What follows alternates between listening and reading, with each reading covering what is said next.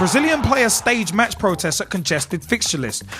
This from the 14th, Thursday 14th of November 2013. Brazilian players stood still with their arms crossed for several moments during league matches to protest at congested schedules on Wednesday. The players decided to take action at this week's domestic league matches to demand fewer games, a longer preseason, and a greater say in decisions.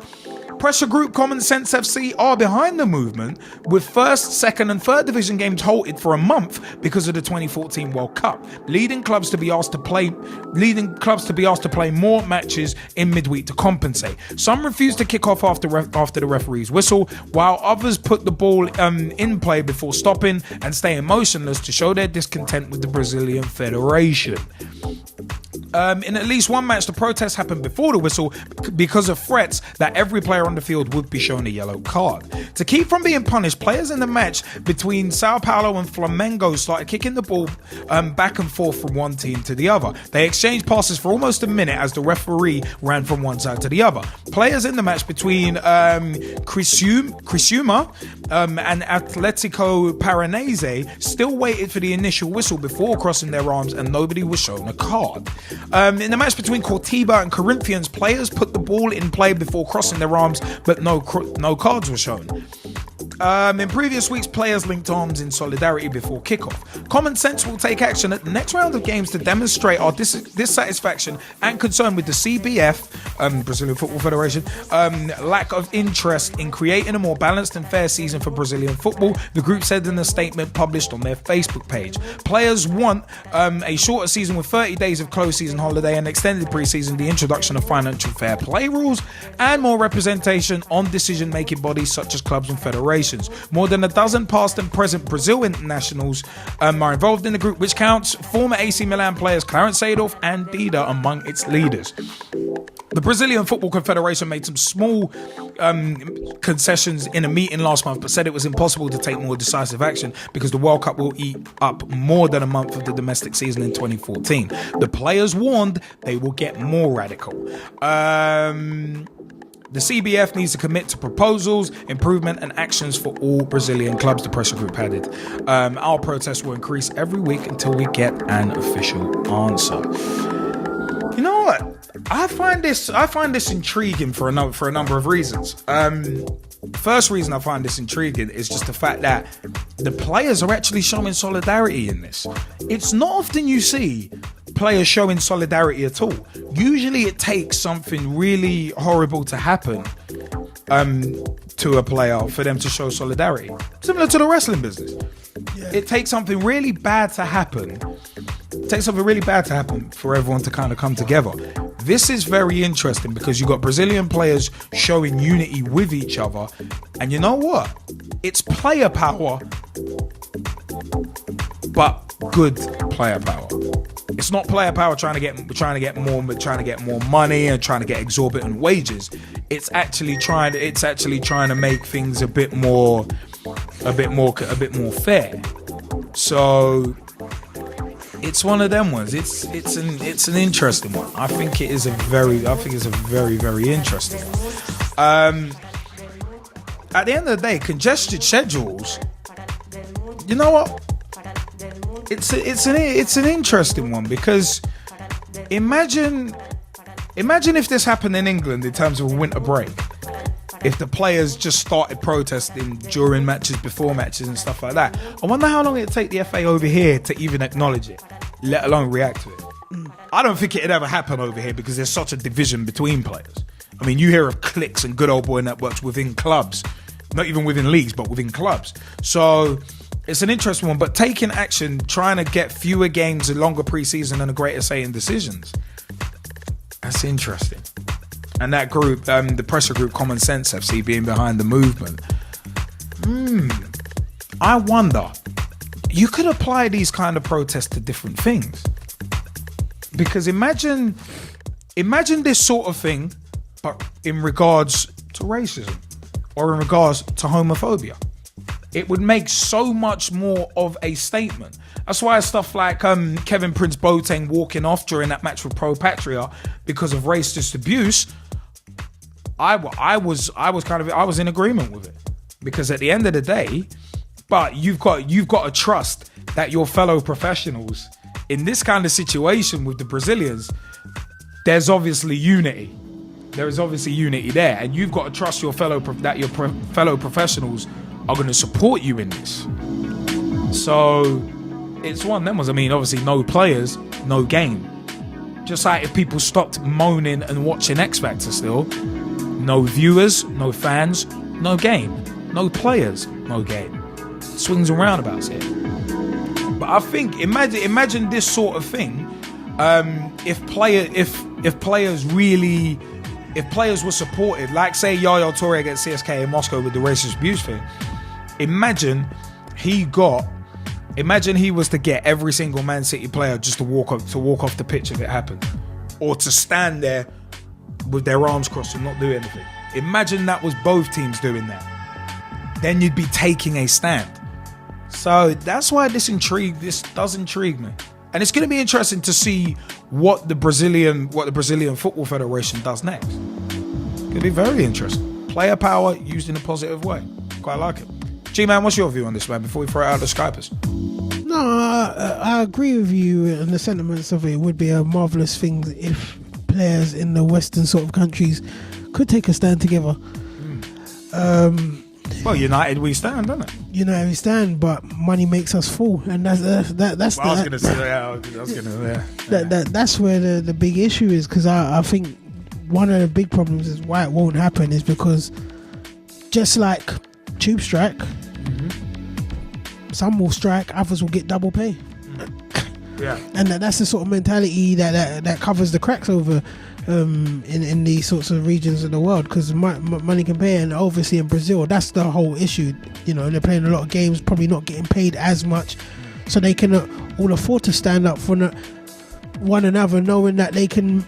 Well, the rights of players that you get in the Western world is probably a lot more than the rights of what they get in those regions. So it's a great idea, and it's great to see that, you know, there are former players actually helping, like the Seedorfs and that, you know, actually helping pushing those issues, because maybe what you're saying, it could potentially come across these shores if they can achieve something like that, of that platform over there.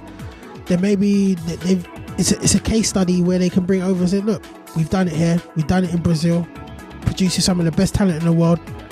Let's try it in our homeland, Holland, or let's try it. But it's trusting your fellow pros, though. That's the thing. It's trusting your fellow pros to stand side by side with you. Yeah, I think that's a big issue. Yeah, because at the end of the day, you look at most people who are fighting against stuff like racism, homophobia, among other things. A lot of people seem to be ploughing a lone furrow, which is a shame.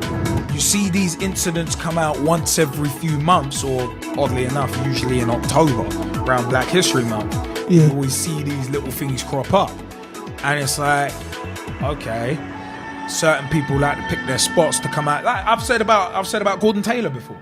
That dude likes to pick his spots in terms of when he wants to start talking about things. He picks his spots and he picks his people. Yeah, but one of the biggest issues, you need the bigger clubs to do it. Of course. You can't. Smaller clubs. But the bigger clubs don't trust each other. You can see that. That's the thing. But they're fostering that unity in Brazil, which is interesting. I mean, do any of our Skypers want to jump in on this? On this point? Because I find this. Samir's saying quite a lot in the chat. It'd be nice to hear. Samir, do you want to jump on with your views? Probably what I'd say is that I think punishments aren't strong enough. So to summarise as much as I can, probably a tiered system would be good. So I guess useful. And one argument could be you could have, for example, outstanding, adequate, reasonable work, if you know what I mean. And if they drop into the third tier of that, like bronze, silver, gold, they're dropping into bronze. They're given action points before they drop below that. So it could be they haven't got enough, understanding what's going on in their stand. So they need to work on that. They need to pump up their security, working around in the clubs to know what's going on and the information going on in the clubs, like reporting. I was at the Chile game at Wembley on Friday, and I remember seeing it in the digital banners about antisocial behaviour. You know, you can text it in now. I know that's quite common. Yeah. It's an expensive thing, but at the end of the day, if clubs want to get rid of this, you're going to have to spend a bit of money on it, unfortunately. Well, Kick It Out have their app as well. So yeah, exactly. And also, I don't think clubs are encouraged to take it seriously. I'd say in certain aspects, I mean, every country will accept that it has problems in some sort of antisocial behaviour way at football. We're just English football cannot say it's the best, but it's just slightly further down the line. So it always makes me laugh when I see English so-called. I think everyone in this Skype chat is what I would class as a proper English football fan. You see certain fans having a dig at, say, Eastern Europe, and I'm like, do you guys not realise that it was not more than a generation ago that we were doing quite similar things in our stands, and people of ethnic diversity or children or women were not welcome at football? Exactly. So for us to have a dig at other people is a little bit like you should be telling them what to do and helping them rather than telling them what they're doing wrong, full stop. Well, it's hypocritical. Clean up the crap on your own doorstep before you go trying to take over the world and clean up the world. And there's nothing wrong with constructive criticism, but it does make me laugh a bit when people make out that Eastern Europeans or you get Turkish clubs, this, that and the other are evil. I'm like, well, if you don't have, if you look at the way the FAs are run, for example, and the corruption there, we really can't. I mean, South American football was well known to have a very divisive and corruptive leadership in many of those countries. So by proxy, you can understand why, for example, the clubs find it very difficult because there's no generic set rules.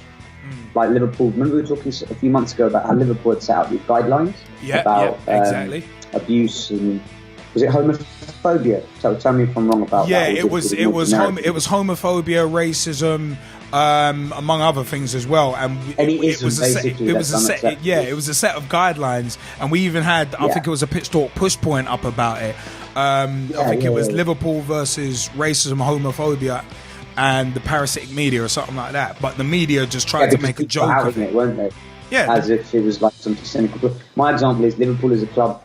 I'm not talking about my affiliation. I'm just saying they're a club that seems to be at least doing something. A lot of these clubs they don't have a need to because the punishments are so disproportionate, or they're seen as internal problems. Oh, this club's got this issue. It's not us. You know that whole it's not my problem, guy. You know that whole thing. It's not on my doorstep. Why should I deal with it? Yeah. Which is the way a lot of clubs. Certainly, we get it. We do still get it in England, like with the homophobia thing. That's still an issue that we know about. Where you'll get fans, you get coaches, you get players who say, "I don't know what you're talking about," and you'll be like, "Really?" But that's because some people, if it's not in their face, they're very blinkered. They'll only see what they can see. They will not look at the wider context. But they're given no reason to. So certainly in Europe, I think, or internationally, not just Europe, I think the fines are disproportionate.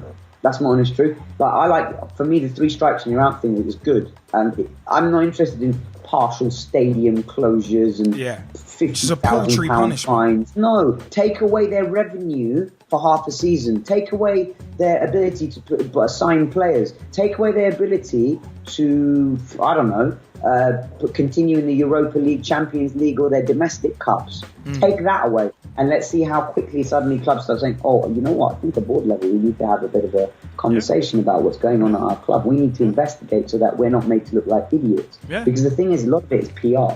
A lot of it is public relations activity, and they're seeing that's not that important. Let's just give them a few. You know, what was that thing that they do sometimes? Was it an international European games where they have to do that absolutely cringing speech about why our club or why our country is opposed to, what was it, racism or phobia? I saw it recently in the game. I can't remember now. I was going to say the whole respect campaign is hilarious, and then cringy videos. It's not them cringy videos from UEFA with that tune that it's like, come on. It's like if you really want to garner respect, start punishing people. I went on a child safeguarding course recently to update it because I have to do it every so often. And the guy that was delivering it was awesome. He was talking, and the reason why I'm going off on this is because we were talking about isms, and he was talking about how, you know, to help to rid the issue with, say, the angry parent, which is, it's a step down from basically what we're talking about how clubs are now being asked with the respect barriers and with educating the parents and with taking it seriously that they need to. It's not just it's the parents' problem. A lot of these parents, the games develop very quickly, and they're of a generation where they didn't have the things that the kids have now, like small-sided football and decent coaching, some decent pitches, some decent regular football. If clubs took that to the next level, at elite level, and understood you have to educate the fans, you have to explain to them that they are role models. If the kids come in, they learn that. I've been at football games in the lower league, in family stands, and I've seen children effing and blinding and no one doing anything. No one. And it shocked me. I've walked out of games because I felt I'm not the person I am now. Now I would combat it. I was 8 or 9 years down the line before. Young coach who didn't know, and there's a student watching football, and I'd be like, oh my god, and I would just walk away. And imagine if I was one of those guys with that strong constitution and had walked away and never come back. That would have been me lost to the system, and I cannot understand why more clubs are not taking it. A lot are, but I don't think they're taking it seriously in the sense that there's no derivative for them. There's no punishment. Like if a club gets a 40 grand fine, they'll just find a way. They'll sell a few more shirts to pay it. You know what I'm saying? Exactly. Or they'll just say, oh well, that's the prawn sandwiches not being sold next week. It's. Well, I mean, I've always said you need to punish uniformly and in a draconian fashion. I've always said it. I've always believed it, and it's one of them ones. I mean, that when things at the top are rotten, it spreads. And the fact of the matter is, you look at how corrupt FIFA are, you look at how corrupt UEFA is, RFA, most other institutions in football. You look at how corruption runs rampant. It's a wonder why football is still somewhat backwater cut in terms of culturally. Not everybody in football's like that, but there's a lot of people that will cut your throat and stab you in the back rather than help you up when you're down, which is a screwed mentality. But I've always said that football is a microcosm of society in that way. But I mean, if these Brazilian players can come together, then why can't others? Would be my underlying question. I mean, the whole respect thing. I mean, we've had a little bit of an issue with that this season at Ibis with our ones, in terms of respect, and especially respecting referees, because from some people there's been a lack of it, and I think the Gman's been witness to, or at least heard some of it. So it's one of them ones. So that I think for me, it's one of them was there's got to be respect, and that's got to be developed at every level, whether it be grassroots, pros, semi-pros, and it's also got to be like parents have got to instill it in their children. If you can't instill respect into your child, then you failed as a parent for me.